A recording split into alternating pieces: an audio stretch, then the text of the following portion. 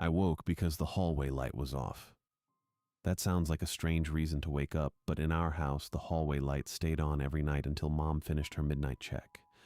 She would move from room to room, testing every latch, and I could track her progress by the sound of brass sliding against brass and the soft click of her fingernails tapping each bolt to make sure it had seated properly. When she finished, she would crack my door open just wide enough to whisper that everything was secure, then pull it closed again and wait while I slid the 3 brass bolts from my side. Only after she heard all 3 engage would she turn off the hallway light and go back to bed. Tonight, the light was already off. I lay still and listened. The house was quiet in the wrong way, the kind of silence that made me aware of my own breathing. I counted to 30 the way Dad had taught me, giving my eyes time to adjust. The darkness in my room took shape slowly. My dresser, the chair with my school clothes draped over the back, the door with its 3 brass slide bolts catching faint light from somewhere I couldn't identify. The shoelace around my wrist felt tight. I touched it without moving my arm from under the blanket, tracing the knot with my thumb until I found the heavy brass skeleton key tied to the end. It was still there. That was the first rule. Never go to sleep without the key on your wrist. I didn't know what the key opened, and Dad had never explained, but I knew it mattered. I slid my hand down to the edge of the mattress and let my fingers brush the floor. The salt line was still there. I could feel the grit of it under my fingertips, unbroken across the threshold. That was the second rule.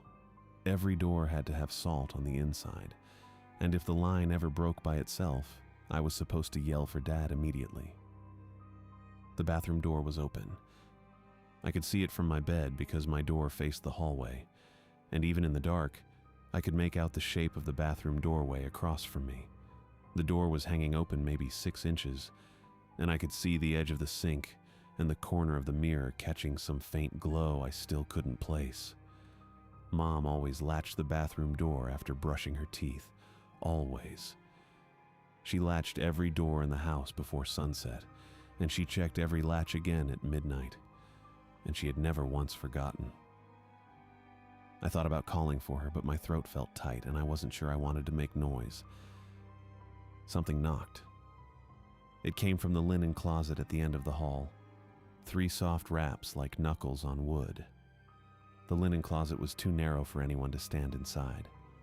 I had tried once when I was younger, and I couldn't even fit both shoulders between the shelves. The door was maybe 2 feet wide, and the space behind it was only deep enough for towels and sheets folded flat. The knocking came again, 3 raps, evenly spaced. I pulled the blanket up to my chin and stared at the 3 brass bolts on my bedroom door. They were solid. I had checked them myself before bed, sliding each one into place and testing it with my palm to make sure it wouldn't move. The salt line was unbroken. The key was on my wrist. I had followed the rules exactly. The knocking stopped.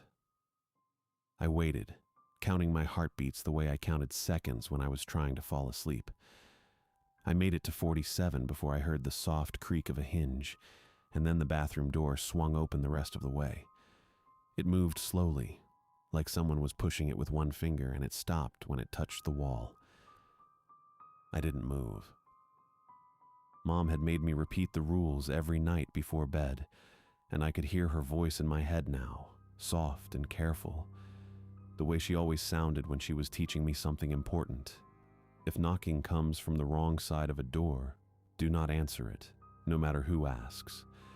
I didn't understand what the wrong side meant when I was younger, but Dad had explained it once while he was installing a new bolt on the basement door. He said the wrong side was the side you weren't expecting. If someone knocked on the front door, that was fine, because people were supposed to knock on the front door. But if knocking came from inside a closet, or from the other side of a door you knew was locked, that was the wrong side. The linen closet knocked again. 3 times like before, soft and patient. I stayed in bed and kept my eyes on the brass bolts. I didn't look at the hallway. I didn't call for Mom or Dad. I pulled the blanket tighter and wrapped my fingers around the skeleton key on my wrist, and I waited for the hallway light to come back on. It didn't. The linen closet door knocked 3 times in the dark hallway outside my bolted bedroom. Chapter 2. Aaron names the latchman. The knocking stopped. I stood frozen behind the door with my hand on the top bolt, counting heartbeats in the silence. The hallway light was still off. The bathroom door was still open. Something was still inside the linen closet, waiting. Then Dad's voice came through the wood, low and ragged. "Albert, open the door, right now." I slid the top bolt back, then the middle one, then the bottom. My hands shook so badly the brass scraped against the strike plates.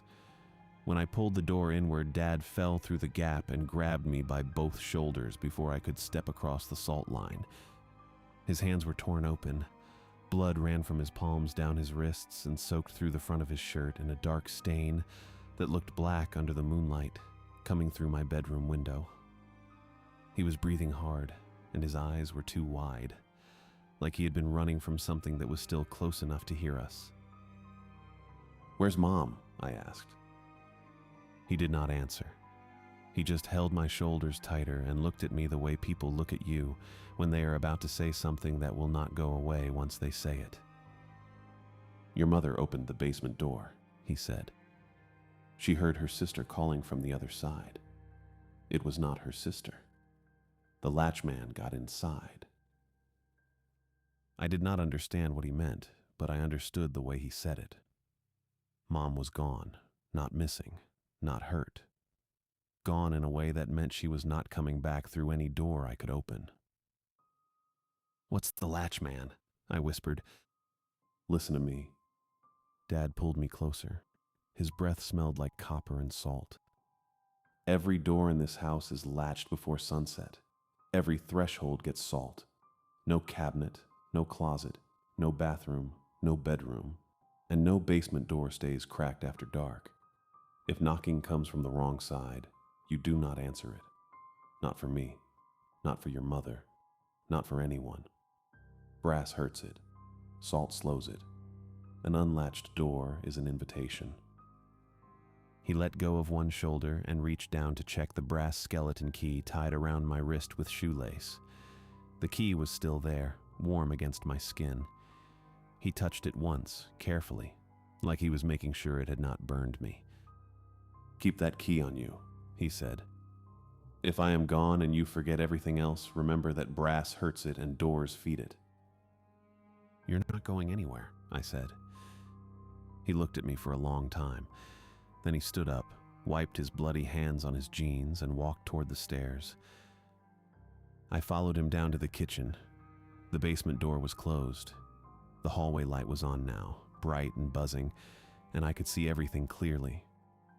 There was blood on the basement steps. There was blood on the kitchen floor. There was a bent kitchen knife on the counter beside the sink, and Mom's nightgown was crumpled near the basement doorway with long, dark stains across the fabric. Dad sat down on the floor with his back against the refrigerator. He was still breathing hard. His hands were still bleeding. He did not look at me. He just stared at the basement door like he was waiting for it to open again. Sirens came from outside. Red and blue light flashed through the front windows. I heard car doors slamming, heavy boots on the sidewalk, and then someone pounding on the front door hard enough to rattle the frame. "Baltimore police, open the door!" Dad did not move. I walked to the front door, turned the deadbolt, and pulled it open. A woman in a navy blazer stepped inside first. She was shorter than Dad, with close-cropped black hair and dark brown eyes that swept the hallway in one quick glance before settling on me. 2 uniformed officers followed her in, both of them with their hands near their belts. "Where's your father?" the woman asked. "Kitchen," I said. She walked past me without waiting. The officers followed. I stayed by the front door, holding the brass key against my wrist. The woman knelt down beside Dad. She looked at his torn hands. at the blood on his shirt, at the bent knife on the counter. She did not touch anything yet. She just looked. "I'm Detective Stella Richardson," she said. "What happened here?" "She was pulled through a door you cannot follow," Dad said. His voice was flat now, like all the panic had burned out of it and left only ash. "You have to latch them before sunset. You have to salt the thresholds." Detective Richardson glanced at the two officers. One of them nodded and walked toward the basement door. The other one started checking the closets. "Sir, I need you to walk me through what happened tonight," Detective Richardson said. "From the beginning." "Every door has to be latched," Dad said. "Every single one. If you leave them open after dark, it gets inside." "What gets inside?" "The latch man." Detective Richardson's expression did not change. She stood up, pulled a small notebook from her blazer pocket, and wrote something down. Then she walked over to the basement doorway and looked down the steps. I could not see what she was seeing, but I saw her jaw tighten. "Michaels," she called to one of the officers, "get crime scene down here, and call Child Protective Services." The officer near the closets pulled a radio from his belt and stepped into the hallway. Detective Richardson turned back to Dad. "Aaron Kozlowski," she said. It was not a question. "Where is your wife?" "Gone," Dad said. "She opened the door. I told her not to open the door." "Gone where?" "Through." Detective Richardson wrote that down too. She walked back to the counter, used a pen to lift the bent kitchen knife without touching it, and studied the blade. Then she looked at Dad's torn hands again. "Sir, I'm going to need you to stand up and come with me." "You do not understand," Dad said. "It is still in the house. You have to latch every door before—" "Stand up. Now." Dad stood. One of the officers stepped forward and took his arm. Detective Richardson nodded, and the officer turned Dad around and pulled his hands behind his back. Metal clicked. Handcuffs. "Aaron Kozlowski, you're under arrest for the assault of Evelyn Kozlowski. You have the right to remain silent. Anything you say can and will be used against you in a court of law. You have the right to an attorney. If you cannot afford an attorney, one will be provided for you. Do you understand these rights as I have read them to you?" Dad did not answer. He was looking at me now, and his eyes were the same as they had been upstairs when he grabbed my shoulders. Wide. Desperate. Trying to say something words could not carry. The officer started walking him toward the front door. Dad did not resist. He just kept looking at me until the officer turned him toward the stairs. "Do not answer the knocking," Dad said. His voice cracked. "Do not let a door stand open after dark. Keep the key." The officer pulled him forward. Detective Richardson followed. I stood in the hallway and watched them carry Dad down the narrow front stairs, his shoulders hunched, his hands cuffed behind his back, his bloody palms leaving faint smears on the officer's sleeve. I pressed the brass key against my wrist until the metal bit into my skin. The front door was still open. Red and blue light washed over the walls. Somewhere in the back of the house, a cabinet door creaked. I did not turn around. I just held the key tighter and counted the rules in my head until the sirens faded and the house went quiet again. I was placed with Anne 2 weeks after Dad was taken down the stairs. She was Mom's older cousin, the one who used to bring fig cookies at Thanksgiving and talk about her husband's plumbing business. She lived in Dundalk, in a house that smelled like furniture polish and had carpet the color of oatmeal. The first night she showed me the bedroom that would be mine and told me I could put up posters if I wanted. I asked if I could install brass hooks on the door. She looked at the key tied to my wrist and touched my shoulder. "Sweetheart, you're safe here." "I need hooks." "Albert, there's no one coming through that door." I didn't argue. I set my bag down, checked the closet, and made sure the bedroom door latched. Anne stood in the hallway watching me drag a chair across the carpet and wedge it under the knob. When she asked what I was doing, I told her Dad had taught me to be careful. She said Dad was sick and that the things he'd told me weren't real. I didn't correct her. I just waited until she went downstairs, then poured a line of salt across the threshold with the Morton canister I'd packed in my duffel. She found it the next morning and vacuumed it up before I woke. That night, I remade the line. Anne knocked on my door at 10 and told me the salt was going to ruin the carpet. I said I'd be careful. She said I needed to let go of what had happened on South Ann Street. I said I would. She sighed and told me to get some sleep.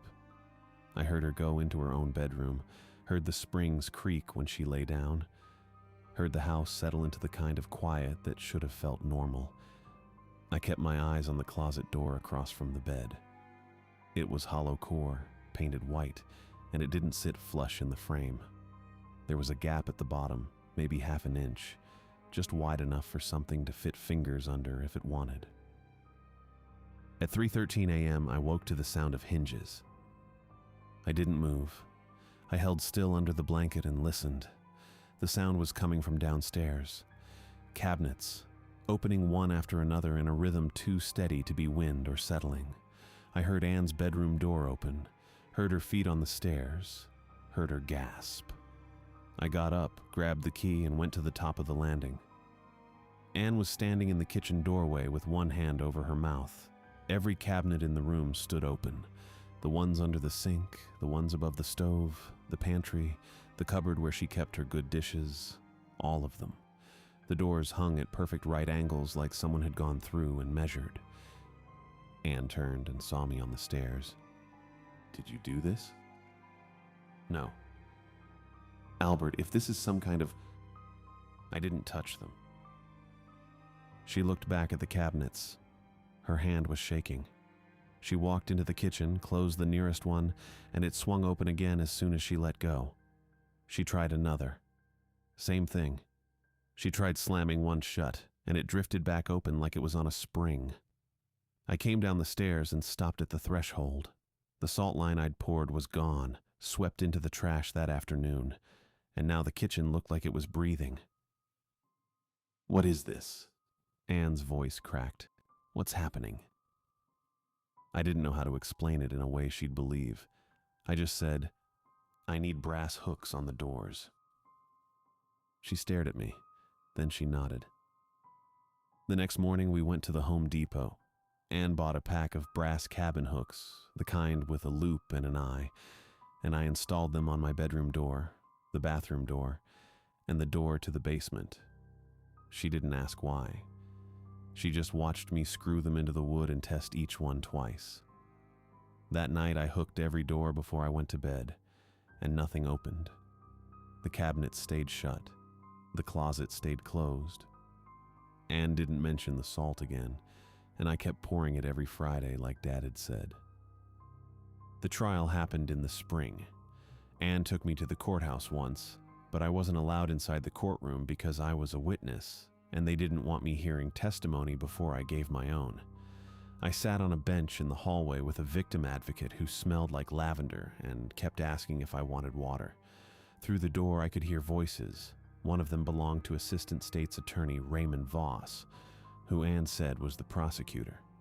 His voice was loud and confident, the kind of voice that expected people to agree with him.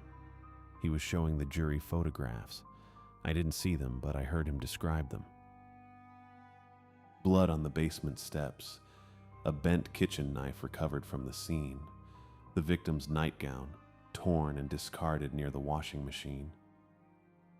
The victim. He meant Mom. Voss said Dad had murdered her during a psychotic break. He said Dad's story about a creature behind the doors was a delusion constructed to avoid responsibility. He said the evidence pointed to a single, tragic conclusion. Aaron Bowen had killed his wife, hidden her body, and invented a monster to explain what he'd done. The jury, Voss said, would see the truth. I wanted to stand up and shout that Voss didn't know what he was talking about, that he hadn't heard the knocking, that he hadn't seen the way Mom's voice came from the wrong side of the basement door. But the advocate put a hand on my shoulder and told me to stay calm, and I realized no one in that courtroom would believe me anyway. They'd already decided what kind of story this was. Dad's public defender was a man named Leonard Price. His voice was quieter than Voss's, and he sounded tired. When it was his turn to speak, he tried to argue that the physical evidence didn't fit an ordinary murder. He pointed out details the police had documented but couldn't explain. He said, "No knife explains a wedding ring fused inside a brass strike plate, and no human hand packs molars into a hinge barrel as if teeth grew there." There was a pause. Then Judge Helen Grady's voice cut through, sharp and final. "Counsel, without a qualified expert, the jury will not be invited to speculate on impossible mechanisms." Price tried again. He said the missing body, the strange placement of evidence, the way the house had been locked from the inside, all of it suggested something beyond a typical domestic homicide. Grady shut him down again. She said the defense could present alternative theories if they had witnesses or forensic analysis to support them, but conjecture about fused metal and unexplained dental remains was not admissible without foundation. The jury wouldn't hear it. I gave my testimony later that week. Voss asked me what I remembered about the night Mom disappeared. I told him Dad had come into my room with blood on his hands and said Mom had opened the basement door. Voss asked if Dad had seemed angry. I said no. Voss asked if Dad had ever hurt Mom before. I said no. Voss asked if I'd seen anyone else in the house that night. I said no, but I'd heard knocking. Voss thanked me and sat down. Price asked me if the doors in our house had always been kept latched. I said yes. He asked if my parents had ever explained why. I said yes, because something came through if you didn't. He asked what I meant by something. I said I didn't know, but it sounded like Mom when it wanted you to open the door. Judge Grady told the jury to disregard the last answer. Price asked if I'd ever seen my father hurt my mother. I said no. He asked if I believed my father had killed her. I said no. Voss stood up and asked if I loved my father. I said yes. Voss nodded like that explained everything. The jury convicted Dad of second-degree murder. Anne told me the verdict while we were sitting in her car outside the courthouse. She said Dad would be sent to North Branch Correctional Institution in Cumberland, and that I could write to him if I wanted. I asked if they'd found Mom's body. Anne shook her head. I asked if anyone had checked the basement door. Anne said the police had searched the entire house. I didn't ask again. Dad's first letter arrived 3 weeks later. It was written on prison stationery, thin and gray, with his name and inmate number printed at the top. The handwriting was shaky, but I recognized it. He didn't say he missed me. He didn't say he was innocent. He just wrote out the rules. Replace the salt every Friday. Hollow core doors sound too much like breathing. Never sleep in a room where the closet faces the bed. Keep the key warm against you, Leo. Leo. He'd never called me that before. I folded the letter and put it in the drawer of my nightstand, under the spare batteries and the little flashlight Anne had given me. Every few months another letter would come. Each one was the same. No apologies, no explanations, just reminders. Check the locks before sunset. Don't answer knocking after midnight. Brass burns it. Salt slows it. Never trust a door that opens on its own. I followed every rule. I kept the brass key tied to my wrist with the same shoelace Dad had used the night Mom disappeared. I poured salt across my bedroom threshold every Friday. I checked every latch in Anne's house before I went to bed. Even the ones on cabinets and closets I never opened.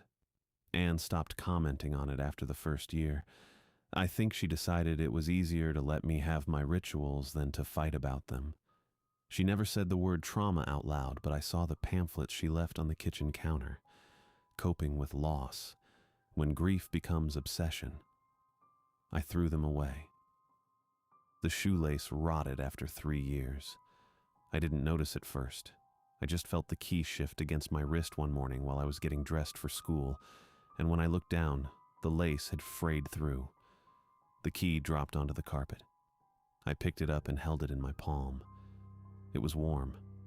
It was always warm, like it had its own heat. I thought about leaving it in the drawer with Dad's letters, but the idea made my chest tight. I couldn't let it go. I needed it close. I found a chain in Anne's jewelry box, the kind she used to wear with a little gold cross before she stopped going to church. I asked if I could have it. She said yes without asking why. I threaded the key onto the chain, fastened the clasp at the back of my neck, and tucked it under my shirt.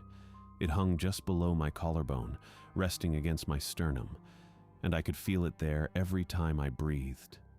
I didn't take it off. Not in the shower, not at night, not when Anne said it looked like I was wearing a noose.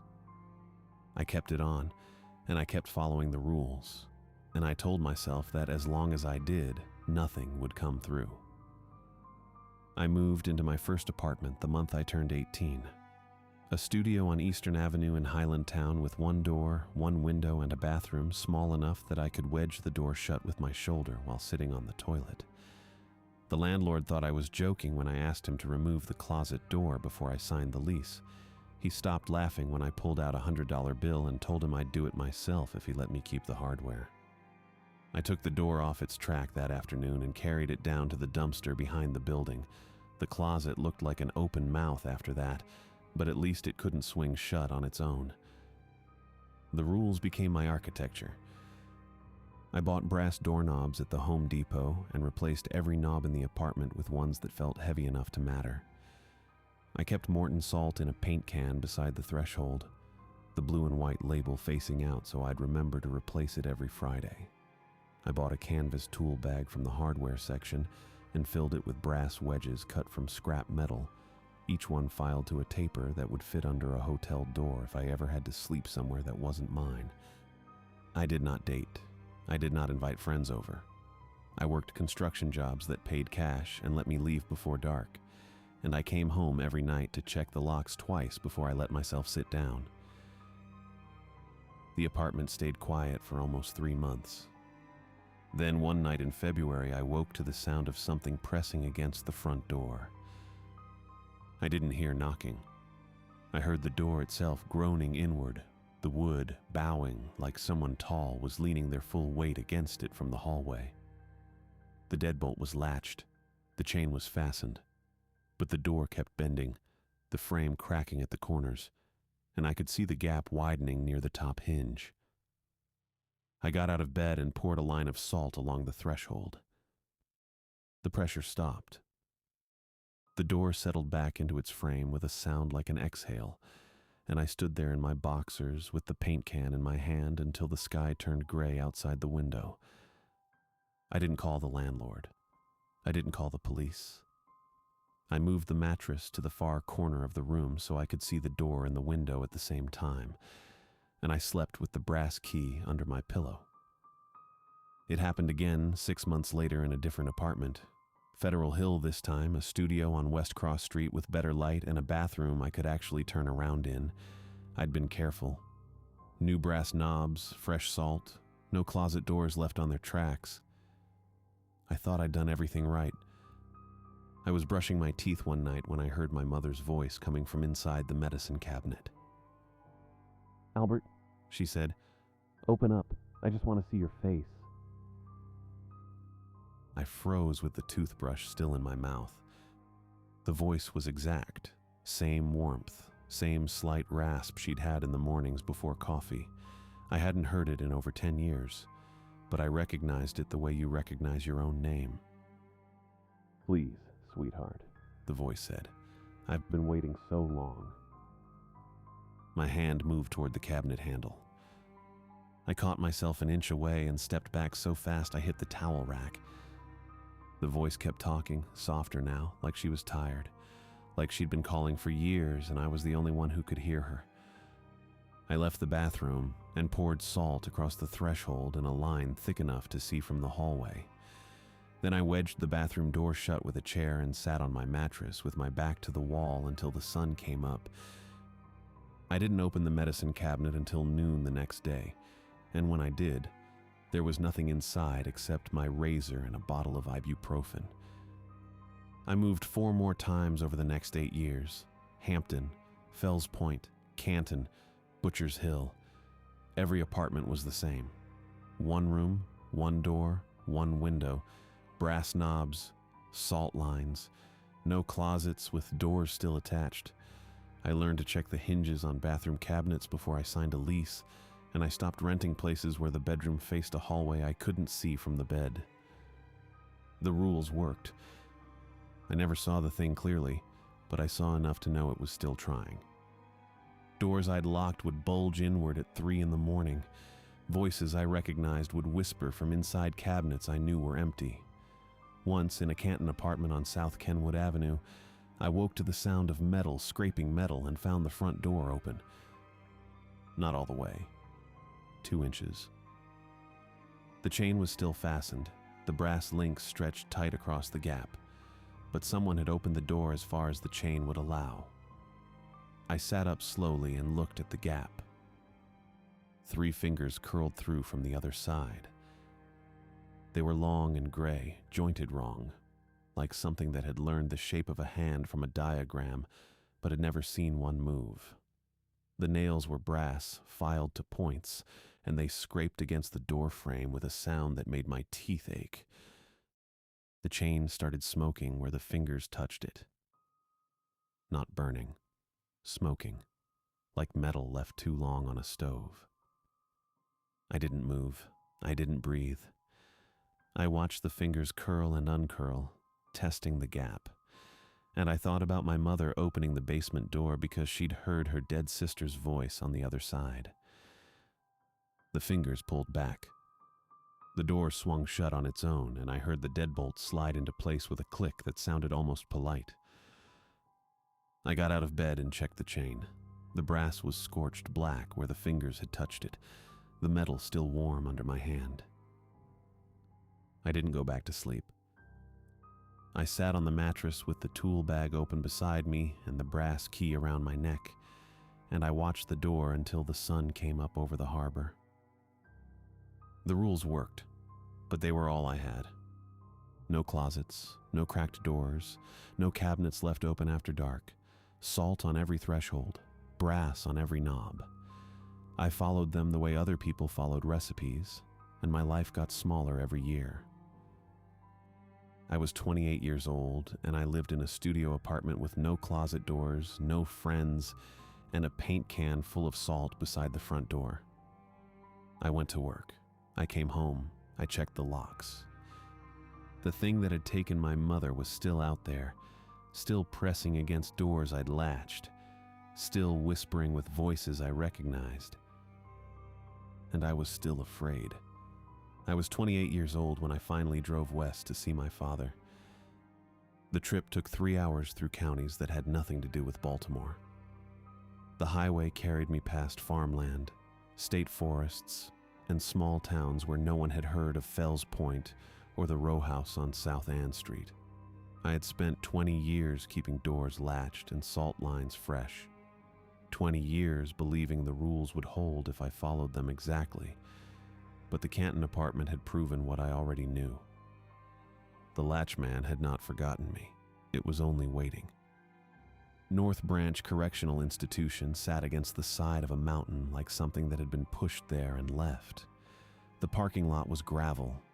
The fence was topped with coils of razor wire that caught the afternoon light. I pulled into a space near the visitor entrance, turned off the engine, and sat with both hands on the wheel until my breathing evened out.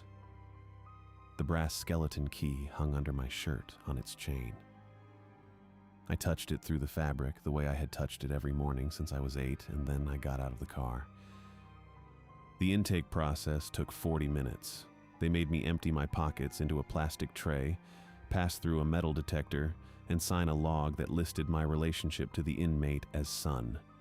A corrections officer with a name tag that read J. Simmons walked me down a hallway that smelled like disinfectant and old cigarette smoke. Steel doors closed behind us at intervals, each one slamming with a sound that made my shoulders tighten. By the time we reached the visiting room, I had counted 6 doors and knew I would count them again on the way out. The visiting room was smaller than I expected. There were bolted-down tables, plastic chairs, a vending machine in one corner, and a single barred window that faced the mountain. 3 other families were already seated, speaking in low voices that did not carry. Simmons pointed me to a table near the back and told me to wait. I sat down, folded my hands on the table, and watched the door my father would come through. He looked older than 59. His hair had thinned to gray-brown wisps across his scalp. His skin had the yellow color of paper stored in a damp basement. He wore khaki prison clothes that hung loose on a frame that had lost 30 pounds since the last photograph I had seen. But it was his hands that made me understand how long he had been inside. They shook whenever he moved them, a constant tremor that worsened every time a steel security door shut somewhere beyond the visiting room. He sat down across from me, placed his hands flat on the table as if to pin them in place, and looked at me the way someone looks at proof. "You're taller," he said. "I'm 28. "I know." His voice was hoarse, like he had spent years shouting into places that did not answer. "I got your letters. Everyone." I had written 12 letters in 20 years. Most of them were short. None of them asked if he had killed my mother because I already knew he had not. I pulled the brass key out from under my shirt and set it on the table between us. He stared at it for a long time without touching it. "You still carry it," he said. "Every day." "Does it keep you safe?" "Safe enough." He nodded once, slowly, and I saw that he understood what safe enough meant. It meant doors that bulged inward at 3 in the morning. It meant voices whispering from behind medicine cabinets. It meant waking up to find a door chained but open exactly 2 inches, with fingers curling through the gap until the brass burned them back. "It got inside my apartment last month," I said. "I had the chain on, but it still opened the door." His hands jerked on the table, and he pressed them down harder. "Did it touch you?" "No. The chain held." "Then the rules still work." "The rules make me live like this." I gestured at the key, at myself, at the 20 years between us. "I don't have a wife.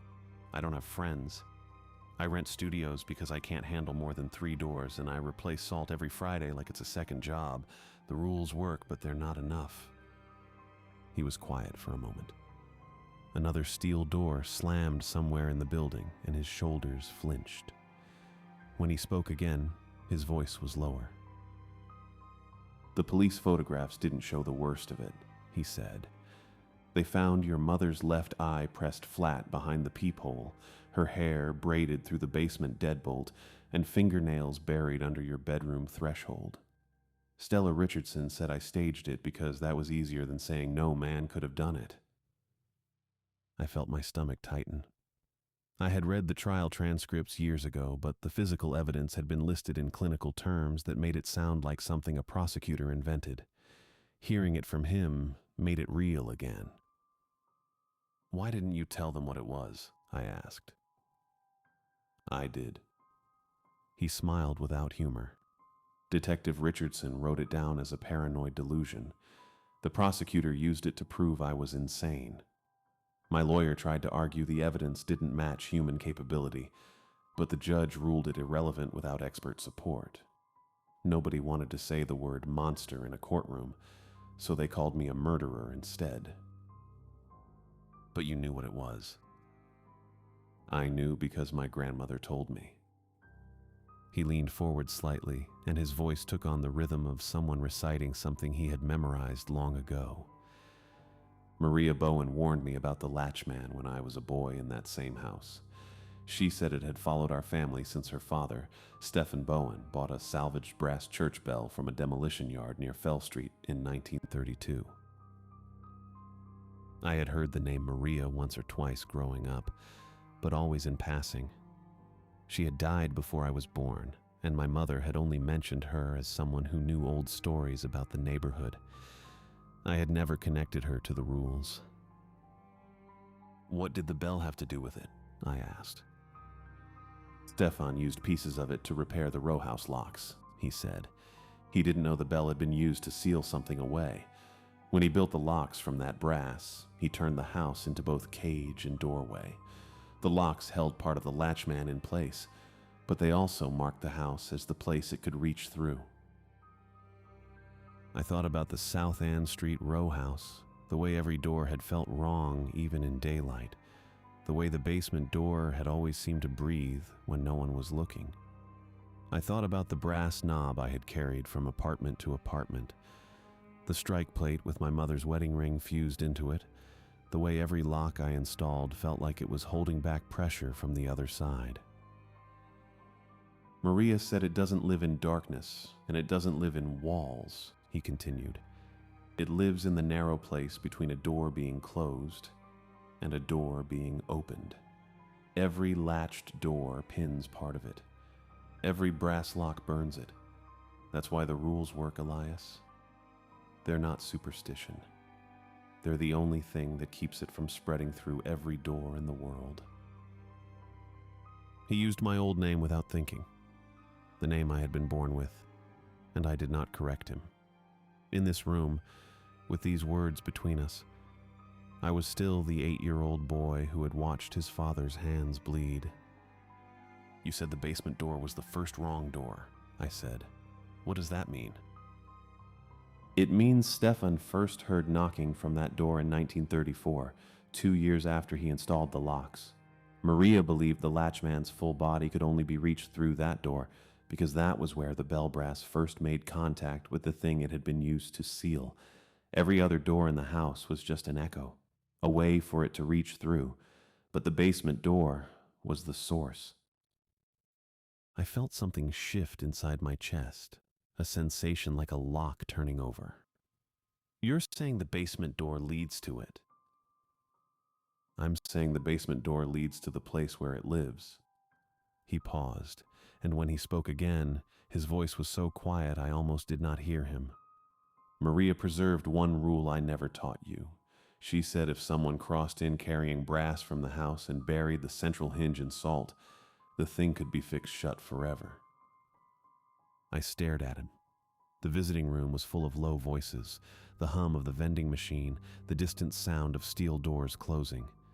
None of it felt real. "You're telling me the rules aren't just defenses," I said slowly.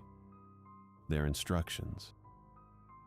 I didn't understand that until it was too late.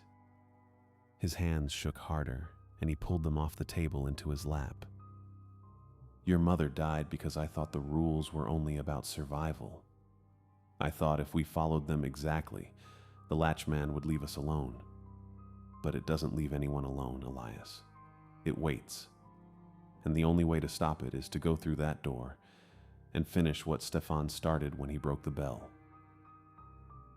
I thought about my mother opening the basement door because she heard her dead sister's voice.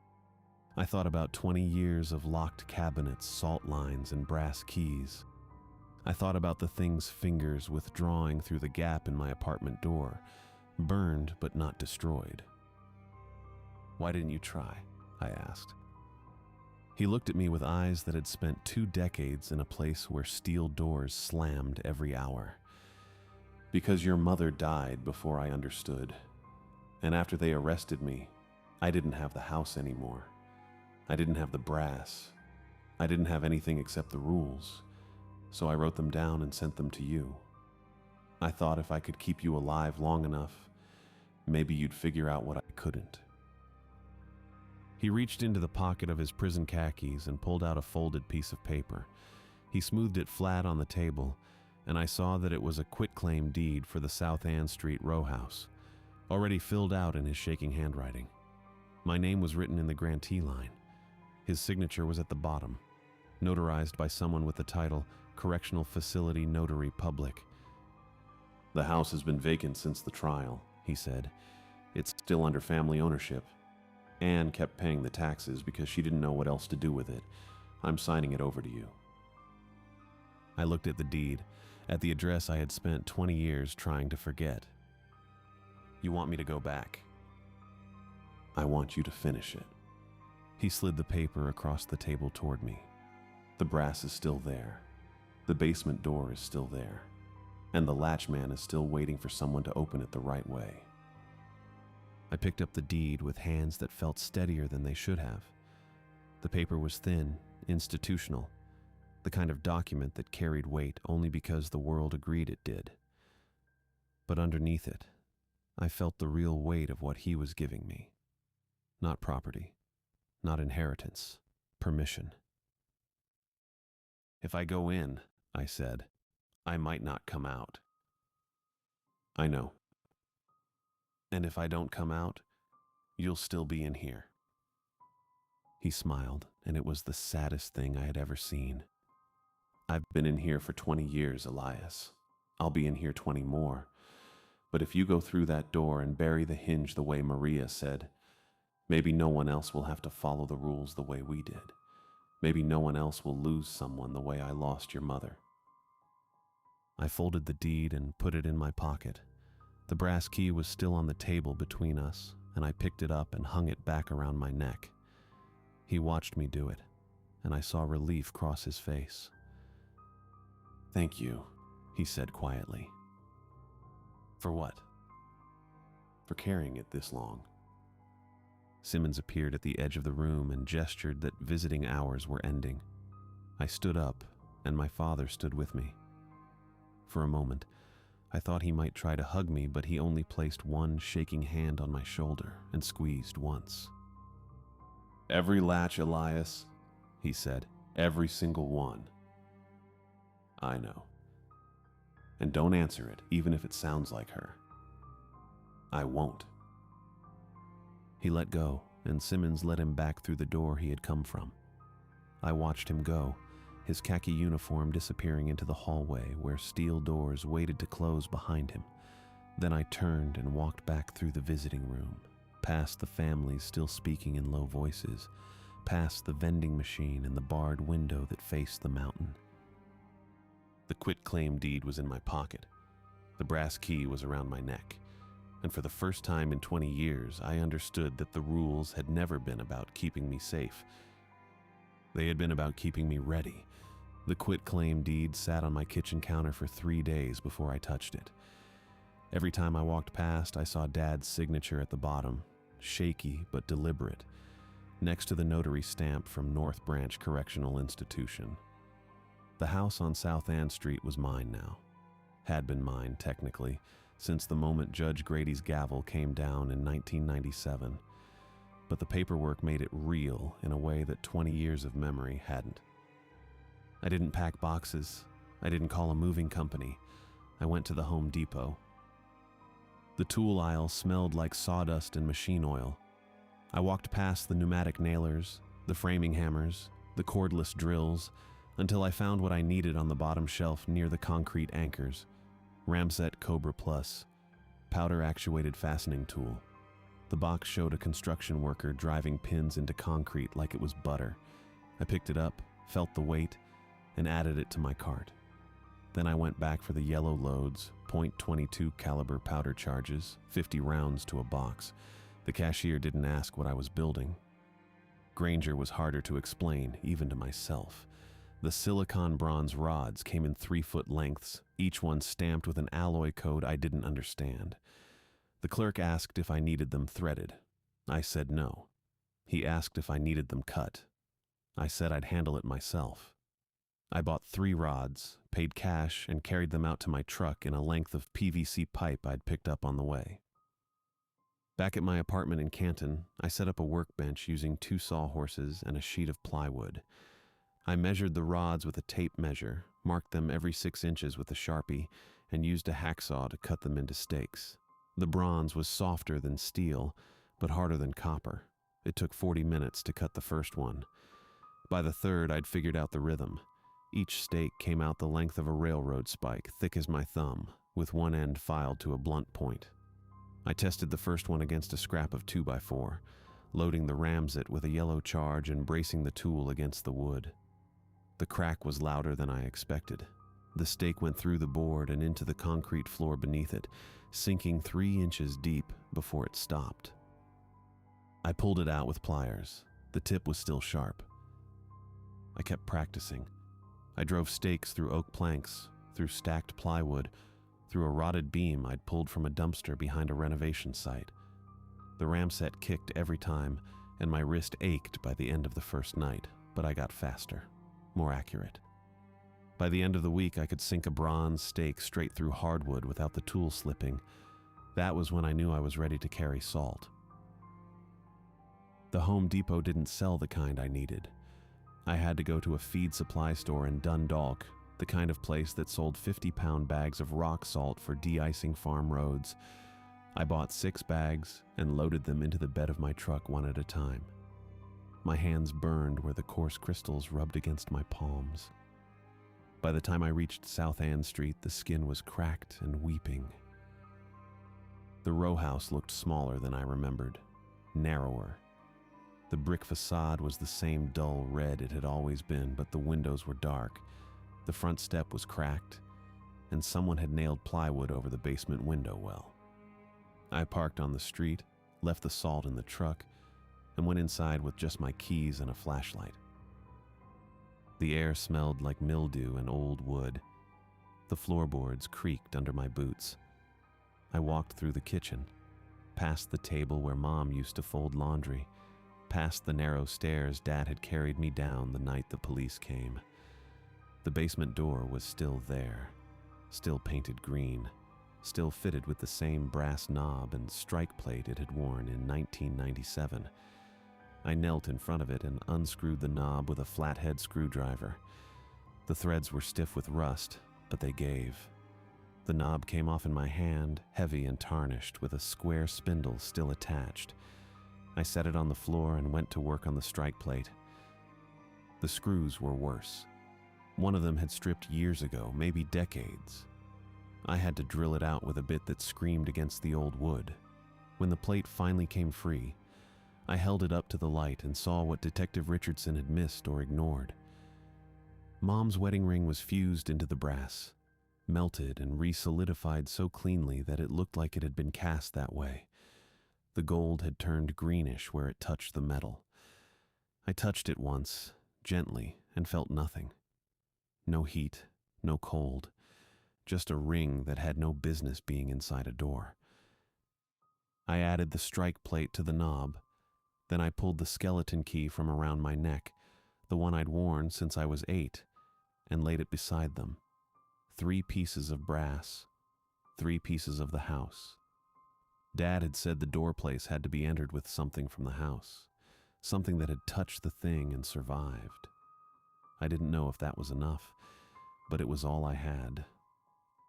I fixed everything to a canvas tool belt, the ram set in the main pouch, the bronze stakes in a loop I'd sewn from leather, the skeleton key clipped to a carabiner, the doorknob and strike plate wrapped in a rag and stuffed into a side pocket. I put on the heavy leather gloves, the face shield, and a long-sleeved shirt, even though it was too warm for layers. Then I carried the salt inside. 6 trips, 50 pounds per bag. By the time I finished, my shoulders were burning and my hands were bleeding through the gloves. I stacked the bags in the kitchen, beside the table, and sat down on the floor to catch my breath. The house was silent. No knocking, no whispers. Just the sound of my own breathing and the distant hum of traffic on Fleet Street. I didn't go back to Canton that night. I didn't go back for 6 weeks. I worked in the row house every day, sunrise to sunset, and left before dark. I poured salt across the kitchen threshold, along the baseboards, down the basement steps, until the old wood turned white. I tested every door in the house, latching and unlatching them, checking the hinges for rust or damage. I replaced 3 doorknobs with new brass ones from the Home Depot, drilled out the locks on 2 closets, and removed the bathroom medicine cabinet entirely because it rattled when I closed it, and I couldn't tell if the rattle was wind or something else. I kept the lights on in every room I worked in. I kept the ram set loaded. I kept the skeleton key between my teeth whenever I went near the basement door. Anne found me on a Saturday afternoon in late October. I was kneeling in the kitchen, pouring a fresh line of salt across the threshold, when I heard her voice from the front hallway. "Leo!" I stood up too fast. My knees cracked. I turned and saw her standing in the doorway with a grocery bag in one hand and a rosary in the other. She looked older than I remembered. Thinner. Her hair had gone completely gray since the last time I'd visited, and there were new lines around her mouth. "Anne," I said, "you didn't have to come." "You didn't have to disappear." She set the bag on the table. "I brought soup and bread. You're not eating." I wasn't. I'd been living on protein bars and bottled water, sleeping in my truck when I got too tired to drive back to Canton. Anne didn't ask why. She just looked at my hands, at the salt burns across my palms, and made a small sound in the back of her throat. "Your father told you to do this," she said. "He told me how." "That's not the same thing." I didn't answer. Anne walked to the basement door, touched the frame where the strike plate used to be, and crossed herself. "Maria said the latchman sounded like a house learning to chew," she said quietly. "She said it got louder every year. She said when Stefan died, the knocking stopped for a week, and then it started again twice as loud." I'd never heard that part. I stared at her. "Why didn't you tell me?" "Because you were 8 years old, and your mother was gone, and your father was in prison." Anne turned to face me. Her eyes were red. What was I supposed to say? That the monster was real? That the rules were real? You would have spent your whole life afraid. I did spend my whole life afraid. I know. She hugged me before she left, held me tight enough that I felt her rosary beads press into my spine. Then she let go, picked up the empty grocery bag and walked out without asking when I'd be done. I think she already knew. I went back on November 3rd, late afternoon. The sky was overcast, the color of old concrete, and the temperature had dropped enough that I could see my breath. I parked on South Ann Street, carried the tool belt inside, and locked the front door behind me. Then I walked through the house one last time, checking every latch. Bedroom door, latched. Bathroom door, latched. Linen closet, latched. Kitchen cabinets, latched. Front door, latched and chained. Every door in the house was closed and secured except one. I left the basement door open. I poured a fresh line of salt across the kitchen threshold. I poured more along the baseboards, more down the basement steps, until the old wood looked like it had been dusted with frost. I kept the hallway lights on. Not because light would stop the thing, because I wanted to see every hinge, every latch, every shadow clearly when it came. Then I sat down at the kitchen table and waited. Sunset came at 6:17. I watched the light drain out of the windows, watched the shadows grow long across the floor, watched the salt lines turn gray in the dimness. The house was silent. I checked my watch every few minutes. 7 o'clock, 8, 9. Midnight came and went. I didn't move. I kept my hand on the ram set, kept the skeleton key on the table in front of me, kept my eyes on the open basement door. At 3:13 a.m., something knocked. 3 knocks, slow, deliberate, from the basement side of the door. I stood up. My legs were stiff. I picked up the skeleton key, held it between my teeth the way Dad had taught me, and walked to the doorway. The knocking came again, louder this time, closer. Then I heard Mom's voice. "Leo," she said, "let me upstairs. I'm cold." I froze. My hand was already on the doorknob. I'd been about to turn it, but the voice was wrong. Not the pitch, not the tone, the name. Mom had never called me Leo. That was Dad's nickname, the one he'd used in letters from prison. the one I'd never told anyone else. Mom had called me Albert. Always Albert, even when I was small. I turned the knob and pulled the door open. The stairs were gone. The doorway opened into a hallway, narrow, dim, lined from floor to ceiling with doors. Some of them were painted white, some were dark wood, some were metal, some were burned. They stretched ahead of me in a corridor that should not have fit inside the row house, that should not have fit inside Baltimore, that should not have existed at all. Every door was closed. Every door was knocking. I stood at the threshold with the brass skeleton key between my teeth and no stairs behind the door. I stepped through the basement doorway with the ramset in one hand and the sack of salt dragging from the other. The skeleton key sat between my teeth, sharp and warm. My boots crossed a threshold that should have put me on wooden stairs, but there were no stairs. The basement door slammed shut behind me, and I turned fast enough to see it happen without hinges. The door sat flat in a frame made of other doors. I was standing in a hallway that looked like the South Ann Street row house, stretched until it forgot how to end. Doors covered every surface. They ran up the walls in crooked rows, grew sideways across the ceiling, and lay flat under my feet like tiles. Some were painted yellow the way bedroom doors get painted when a kid picks the color. Some were swollen dark with seawater, their panels split and leaking. Some were burned black around the knobs, and some had no knobs at all, just keyholes packed with what looked like rust. Every single one of them knocked. The knocking came from the other side of each door, and every knock had a different rhythm. Some were slow and patient. Some were frantic, like fists on glass. I heard voices behind them, muffled but clear enough to catch words. "Open up, Albert, I am still in here." "You left me behind the bathroom door." The voices did not match the doors. A child's voice came from a door with a brass mail slot. An old man's voice came from one painted pink. I kept the ramset low and moved forward because standing still in that hallway felt like drowning. Ahead, maybe 20 feet down, I saw something hanging from a brass hook screwed into a door that looked older than the rest. The fabric was pale, torn along one side and still wet.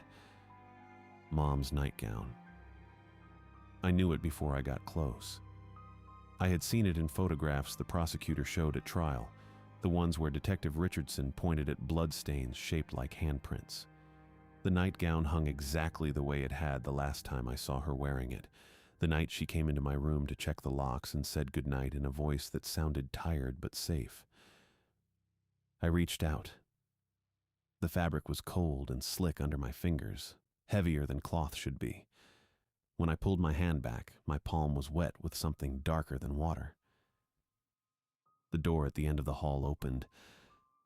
It opened without a sound, no creak or scrape, just a clean vertical split that widened into a gap too narrow for a person but wide enough for something else. What came through unfolded in pieces, one joint at a time, like a carpenter's ruler snapping open in reverse. The latchman stood taller than any human I had ever seen. Its body was gray, the color of wood left outside until the grain goes soft. The joints bent wrong, elbows and knees that hinged backward or sideways depending on how it moved. Its skin looked stretched, thin enough in places to see the dark shapes of moving parts underneath. Dozens of brass keyholes ran down its chest in 2 rows, small and perfectly round, each one glinting dull yellow in the low light. Its fingers were long and jointed like latch bolts, 5 on each hand, and when it flexed them I heard the click of metal sliding home. Its face was the worst part. The face opened vertically, top to bottom, like a door on a rotten hinge. The edges were lined with something that looked like teeth but moved like brass pins. And when the gap widened, I saw the inside was dark and deep and full of motion. It moved toward me. I tried to raise the ramset, but the latchman was faster than its height should have allowed. One bolt finger shot forward and punched through my forearm just below the elbow. The pain was sharp and wrong. more like a nail gun than a cut. My sleeve tore, and the finger pinned the fabric to a door in the floor beneath me. I dropped to one knee. Another finger raked across my ribs. The wound it left was shallow but precise, shaped like the notch in a key. I felt blood soak into my shirt, warm and spreading fast.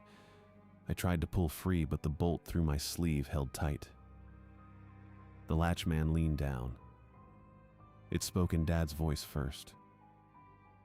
"The rules kept you seasoned." Then Mom's. "The rules kept you afraid." Then Anne's, the one she used when she was trying not to cry. "The rules kept you alive long enough to open the way yourself." Its hand reached for my face. The fingers were too long, jointed in too many places, and they moved like they were searching for a lock. It forced my jaw open, prying with a strength that made my teeth ache, and I realized what it wanted. The skeleton key. I tipped the sack of rock salt into the latchman's open face. The creature's jaw was split vertically, hinged along a seam that ran from its forehead to its throat. Inside, I could see hundreds of small human things turning like the pins in a lock. Wedding bands, teeth, strips of paper covered in handwriting I recognized. I poured the salt straight into that opening, and the Morton crystals packed down into the mechanisms beneath. The salt didn't burn. It dried. The latchman's skin began to split. The cracks ran along seams I'd mistaken for shadows, lines that divided its body into panels like a door made of flesh. The bronze pins I'd already driven through its joints held the limbs open while the salt worked deeper, turning the wet interior into something brittle and fixed. The creature tried to fold itself back into the narrow place between the doors, but the pins had locked it solid. I dropped the empty sack and grabbed the basement strike plate from my tool belt. Evelyn's wedding ring was still fused into the brass, a band of gold melted into the metal as if it had grown there. I pressed the strike plate against the latchman's chest, over the place where all the keyholes converged into a single central hinge. The creature spoke one last time. "Albert, please open the door." It was my mother's voice, perfect, warm, the way she'd sounded when I was 8 and couldn't sleep. But the words came out muffled, like she was calling from the other side of something thick, and then they flattened behind wood. The vertical mouth tried to close around my wrist, but the salt had already packed too deep. The hinges in its jaw ground to a stop. I raised the ramset and hammered the strike plate into place with the butt of the tool. The brass rang against the creature's chest. Then I loaded the last bronze pin, braced the ramset against the strike plate, and pulled the trigger. The .22 load cracked like a gunshot. The pin drove through the ring, through the brass, and into the central hinge beneath.